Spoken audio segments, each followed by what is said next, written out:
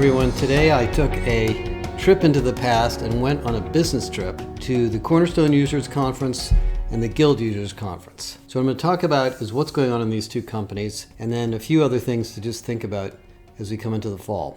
Now, first about Cornerstone. Cornerstone is the largest learning management systems company in the world. They're about $1 billion company. They have 7,000 customers. They have acquired Saba, SumTotal, Halogen, Lumess, and a bunch of smaller companies, most recently Edcast. So I consider them to be the standard technology platform for enterprise end-to-end learning. Now, because the company is about 20 years old and has been in the market a long time, its legacy is as a traditional learning management and talent management system platform. And that's okay because a lot of companies use it and need it. Most pharmaceutical companies use it. A lot of the consulting firms use it.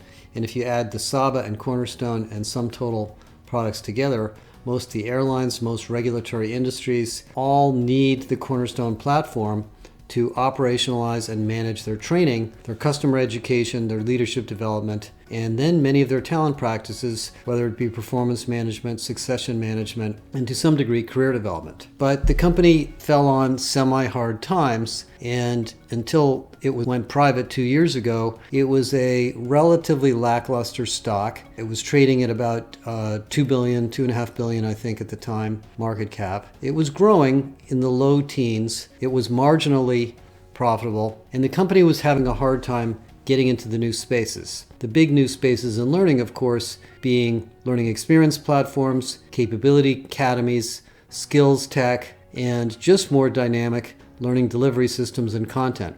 Well, all of that has completely changed. The company went private about 1.5 years ago. New management team came in, very impressive team of people, as well as quite a few people from Saba and the other companies that were acquired. They now have approximately 400 or more engineers, so they're by far the largest tech group in the learning space. And they introduced a very, very significant set of technologies that will play a big role in this new world of SkillsTech. I won't repeat everything that I wrote about in the article today, but just to be brief, all of the existing learning platforms are going to remain. So if you're a Saba customer or a SumTotal customer or a Cornerstone customer, you can keep that system, but the data from those systems is going to go into a new people intelligence or talent intelligence platform.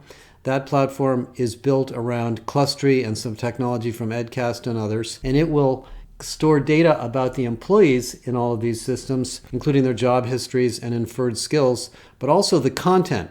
So what's unique about Cornerstone's talent intelligence database is not only is it a database of people and presumably the skills of those people, but the content. And as you know, the content industry in corporate training is a, $14-15 billion industry in its own self, and every company has their own content and it's constantly being created. So this big database, this big AI intelligent database, can look at content, it can determine utilization, it can infer skills and activities, and that data might tell you something about a person's ambitions from their activity on the content. And of course, it can be used for other applications. They introduced, for example, the Opportunity Marketplace.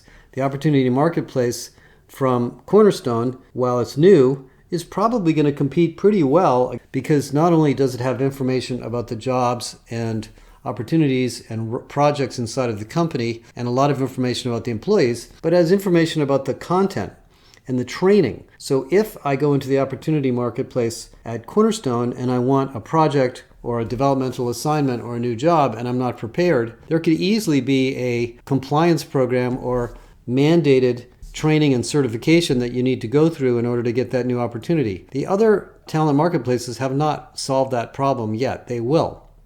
So it's a very attractive offering. They also introduced and relaunched the Content Studio, which is the platform that allows you to manage, analyze, and develop content, which is a big part of the learning industry, as you know, something that Saba never really figured out how to do, nor did SumTotal. And so the content development industry has really been a niche market of small vendors that most companies use, but that can be done in the Cornerstone experience, and all that data is indexed and content is indexed and easier to manage. They also introduced, of course, the learning experience platform built on Edcast, which means it's easy to build portals and flow of work applications to find content and access content, and then a whole integration hub to integrate this new architecture with Microsoft Teams, Slack, and other productivity tools. Now, the marketecture, which is in my article today, is pretty complicated, but that's essentially what it is.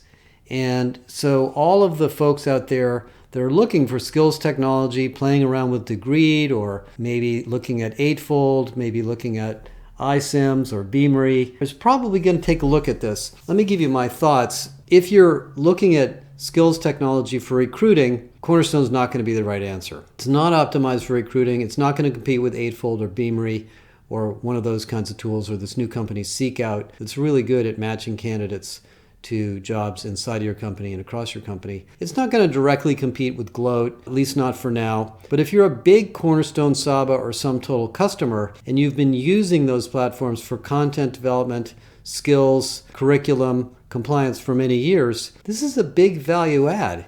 Now you have a layer on top of that, whether you have the talent management features or not, that can infer and manage a skills library around that content and around the individuals that have taken different courses. If you turn on the Workday Skills Cloud, you're not going to get that. If you turn on the Skills Cloud from Degreed, you're not going to get that. So I think most Cornerstone customers are going to look at this pretty seriously and consider it a candidate for the enterprise skills system of record for their company. It will not play the role of the true talent intelligence system for sourcing and recruiting, at least not yet. So it'll probably coexist with other technologies that do that. But for learning, if you're already embedded in one of these other platforms, I think it's a pretty good bet that you're going to want to take a look at it. Now, it's all new technology, and one of the things about skills, as I talked about in the article, is it isn't really a tech problem, it's a data problem. So the current Cornerstone skills database has about 55,000 skills in it, which is, a nice number. I'm not sure what it means. The real question is how fast will it accumulate new skills, how fast and how well will it index new forms of content, and how well will it infer skills from the population database you have in your current Cornerstone systems. Having worked extensively now with Eightfold, I know quite a bit about what Eightfold does to identify the skills in the people in the Eightfold database. The Eightfold database, by the way, has almost 2 billion people in it, so it's a completely different animal. And the Eightfold database has a time series element, so we can look back in time and go back forward and see what's trending up and what's trending down. I know the clustery technology in Cornerstone was designed to do this, but it's relatively unproven. So we'll have to obviously try it out, and you'll see what other customers learn from it. Now, the second thing I want to just say about Cornerstone is it's a really great Harvard Business School business story. I'm kind of a fan of just the business community and what it takes to run a business. And this is a company that really beat out all of its competitors. Virtually every LMS company couldn't compete, continued to grow, managed its employee base extremely well. Many of the original Cornerstone people are still there, has managed to take good care of its acquisitions, and really listens to its customers. And that's not easy to do when you're a software company. Most software companies have a hard time managing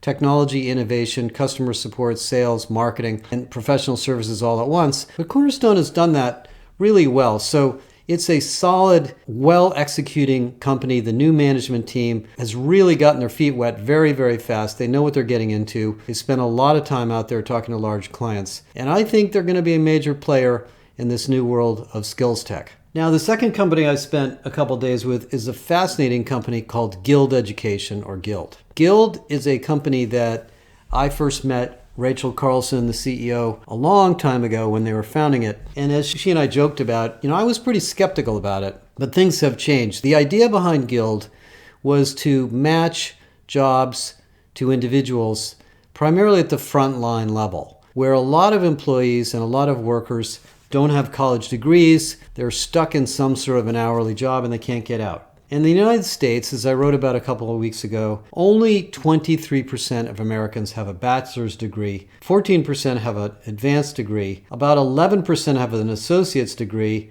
and the remainder have no degree. So a good percentage, a good 40 to 50% of the United States or more, do not have a college degree, so they are very limited in their career opportunities, despite the fact that employers want to hire people based on skills. And I don't think the credential problem of education has really gone away that much. So these are people that are working in large organizations. They might be driving a truck, they might be in the manufacturing organization, they might be in the front office in a retail store or in a restaurant. And their real life is limited by they cannot grow in those companies. Yet most of us need people to grow. We need more managers, we need more IT people, we need more nurses in the healthcare industry, we need more merchandising people, marketing people, technology people, IT security people, cyber people. I mean, we have lots and lots of jobs that are very hard to fill from the outside. You know, the unemployment rate is 3.5%. It's 50-year low. So what Guild does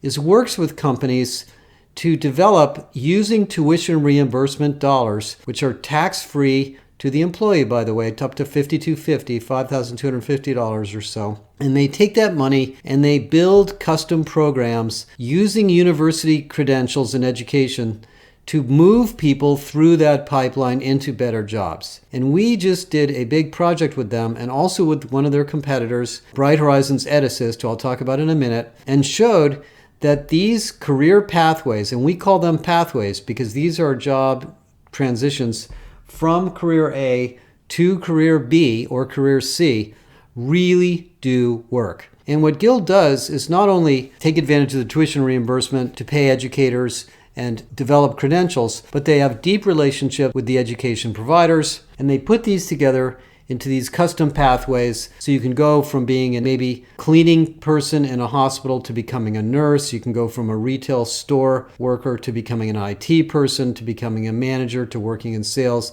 And they really, really work. And it's really inspirational what they do. Guild is sort of the darling of this space, but there's a much bigger company in the market called EdAssist by Bright Horizons.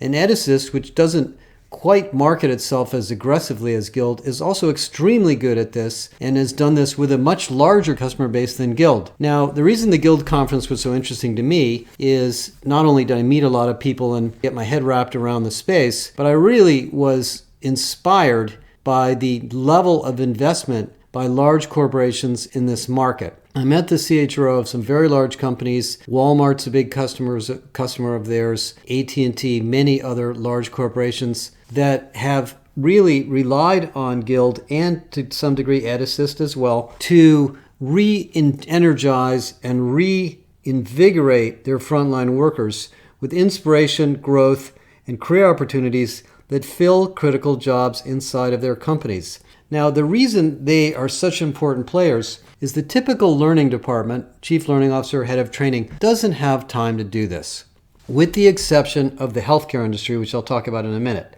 Most big companies, Pepsi, Coca-Cola, IBM, etc., they'll build curriculum for certain designated roles where there's a lot of upward mobility, but to move somebody who's not college educated through the various credentials they need to get an education, to get a degree, and then take a job in your company is a complex path.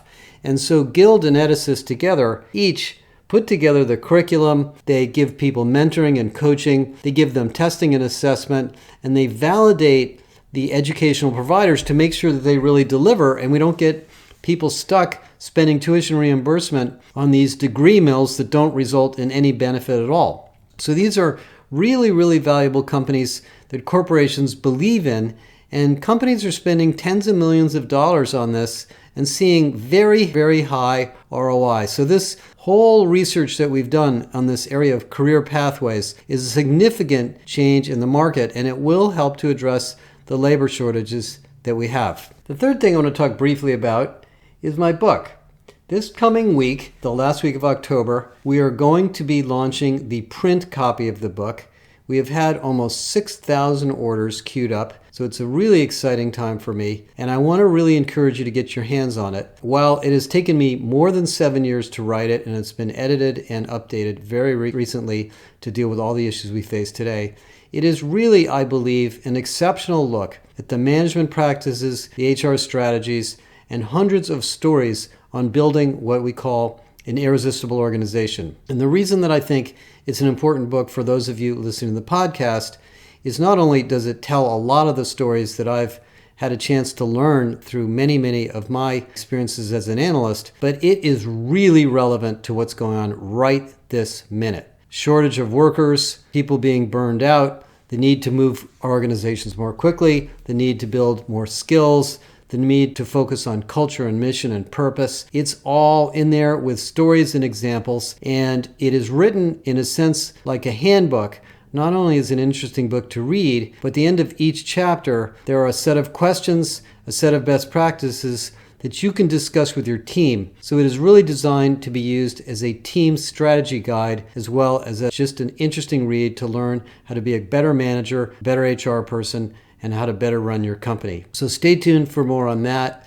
And we will also be in Europe in a couple of weeks. I'm going to be in Europe the last 2 weeks of November. So if you're in Europe, come to the Workday Rising Conference, or we'll be in Amsterdam for some cool stuff going on there. And we also are now starting to market our Irresistible 2023 conference, which is June 20th through 22nd at the USC campus in Southern California.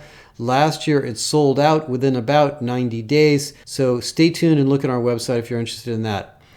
Anyway, I think the Cornerstone and Guild information is pretty interesting. All of these are written about on my website, and please contact me if you have any questions. Thank you.